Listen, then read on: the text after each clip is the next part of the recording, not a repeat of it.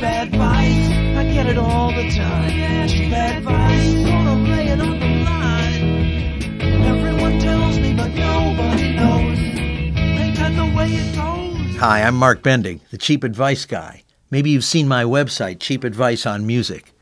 Right now I'd like to share with you a tip on songwriting. This is one of 60 tips that appear in my ebook, Cheap Advice on Songwriting. This one is use saturated pre-listening to influence your style. I remember reading about a band, I think it was the Go-Go's or a band like that, that wanted to write songs for and record an album that would be in the style of music that was popular in the 50s.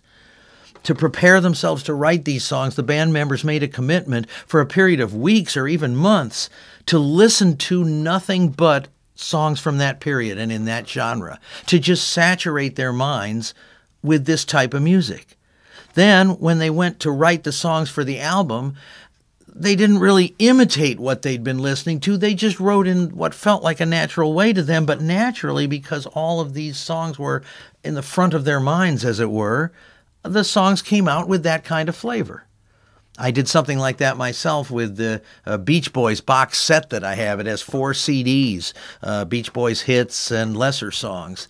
And I have a CD player that holds 4 CDs, so I just put them all in one weekend, and I just set it on random and just let it play every song randomly. And whenever I was in the house, that was playing.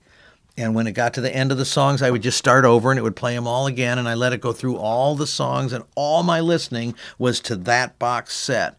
For 3 or 4 days, that was all I listened to, kind of a miniature version of the experiment I described.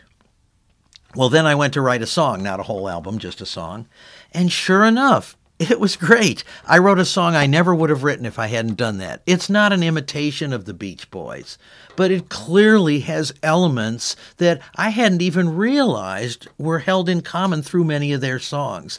It's a partly subconscious process. You don't force it or I'm going to be a Beach Boy now or whatever. Just do the saturation pre-listening, then write the song. I think you'll like the results. As I say, this tip and 59 others appear in my ebook, Cheap Advice on Songwriting, 60 Ways to Stimulate Your Musical Creativity. I think you should check it out. That's all for now. See you next time.